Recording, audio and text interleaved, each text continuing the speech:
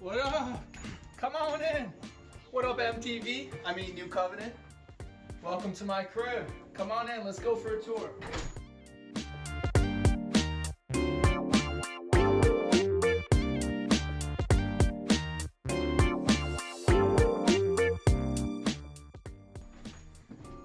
Let me tell you guys, hey, it's been a lifetime dream of mine to be on your show. What a day. This is like the best day of my life right here. All right, let's get started.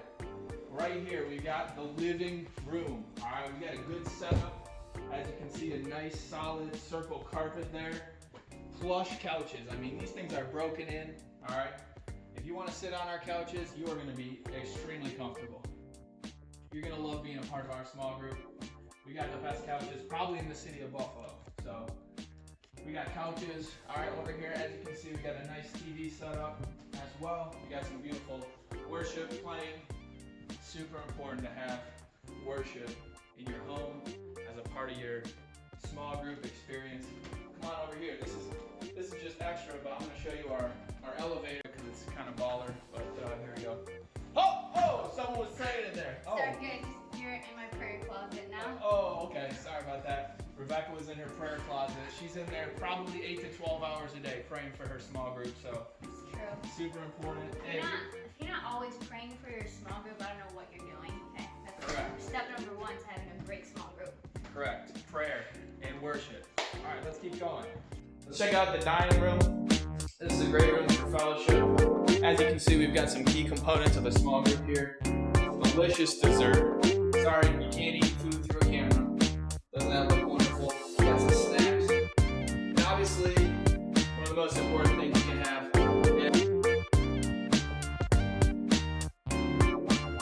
All right, let's check out the kitchen.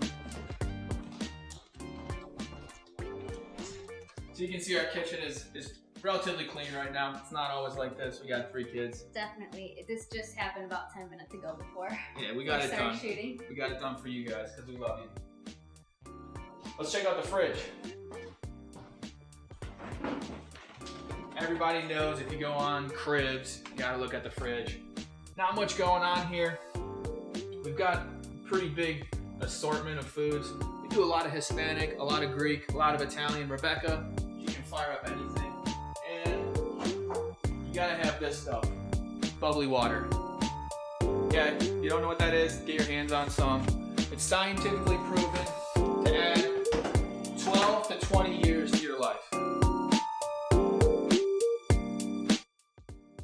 All right, let's check out my office. This was just a special request of Pastor Jordan, as well as the fact that I do have fish tanks, and if you're on Cribs, you got to show off your fish tank. So we've got some beautiful artwork here by my kids. Don't miss that. That's Pablo Picasso level stuff. Bunch of books here. We got books that I haven't read, books that I have read. This one's free, guys. This one's free. This is a little extra for you. This is the young Jake, aka J Money, young Jakey, J Hands. You know, it's been a journey to greatness, but this is where it all started. So that's free. All right. This is my Shoshugiban table. All right, this is Japanese wood that I made myself. And shout out to Pastor Josh for helping me with this. Build this amazing table. We actually burned it with the flame torch. It was pretty sweet. And it retains some of the fire. So the fire of God is in this table. And boom. All right, gotta have a lot of water. Hydrate or die. This is my little prayer closet, as you can see. It's not as cool as my prayer closet. Yeah, she uses the elevator shaft. I use this. This is my devotional book that I've been rolling through in the mornings. I have 2 left, so I'll give them away for free to anyone that wants them. Boom. Got some fish. Gotta love fish. Huge fish guy. Would love to chat fish with you in the hallways of New Covenant Church anytime you want. That one's sleeping or maybe not doing so well. But huge fish guy. Love it. Very cool. All right. Let's go back out to the dining room.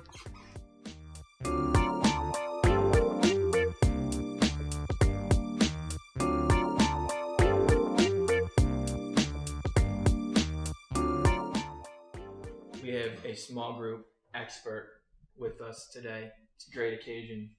This is Rebecca, my amazing wife, sheetabomb.com, and she's going to talk a little bit about small groups. All right, so for small groups, there are a few things you want to keep in mind. The first thing is what kind of home environment that you are introducing to your small group guests. The best place to host a small group is definitely in the intimacy of your home. When you're at home, there are a lot of things that you get to experience. There's the cozy aspect, there's just the added level of intimacy. Another great place to have small group would be at church. However, that obviously isn't going to provide that homey feel. So we always want to encourage small group leaders to try and open up their own home for that, if at all possible. Obviously, when you're thinking about going into someone's home, you're not sure what to expect. You're not sure what you're going to encounter. And so as a small group leader and as a host, you want to make sure that you're thinking through all of those details for your guests. Some important details that you might want to think about are allergies, food allergies if you're going to provide snacks, animal allergies if you have pets in the home. You want to make sure that those types of things, you reach out to your small group members beforehand so that you can accommodate the needs that will be present on the night of your small group. Other things that we want to encourage everyone to do is just to have a clean, welcoming environment. Maybe candles would be a nice way to make the atmosphere is that how you say it? Oh, yeah. Atmosphere feel more welcoming, more inviting. You want it to be a cozy, kind of warm experience for everybody. And if you provide a comfortable space, then people will be more willing and ready to open up and share more in depth about what's going on in their lives, what they're feeling, and just it creates a great place for connection. Add anything to that? Cool. Might have to pause it or just cut this part out, because I forgot. So another thing to keep in mind is to really have a good grasp on what your expectations are as a small group leader. Some important things to keep in mind are the start and end time. You want to have clear expectations for yourself and for your small group about what time you would like everyone to arrive and what time you would like everyone to leave your home. The worst thing that could happen for a small group is you never let them know what time it ends, and then everyone's expecting maybe to stay for an hour or two, and you keep them there for 4 hours, or the opposite, you're expecting everyone to know that they should only stay for an hour and a half, and next thing you know, it's midnight and everyone's still at your house. That would be a big not happy accident. And so you just want to establish good expectations of start and end times. You also want to establish who's sharing. You want to give ownership to your group. You don't want to be the only one talking and doing things. Just because you're hosting, it doesn't mean you have to run the show the whole time. It's a good idea to reach out to your small group members beforehand and ask them what their gifts and talents might be, and ask them how they would like to contribute to the small group, whether it be praying to open or close, leading in worship, keeping track of prayer requests, bringing snacks to contribute to the meal, or if you're not having a meal, just little things that everyone can snack on throughout the time together. Just opening it up a door for everyone to take ownership of the night and to be able to show off their talents and their gifts, because then it makes everyone feel like they're part of the team. It makes them excited to keep coming back and sharing, and it just creates a great sense of community, which is what we're really striving for. Totally. In the book of Acts, we see what the early church looked like, and it actually says that they met in homes together. So it is super important that we're meeting together in homes. In Acts chapter 4, it says the believers were of one heart and of one mind. And if you think about what would it take for people to be of one heart and one mind, it takes trust, it takes relationship, it takes intimacy, and opening our homes provides, I think, the best pathway towards achieving that state as a church of having one heart and one mind.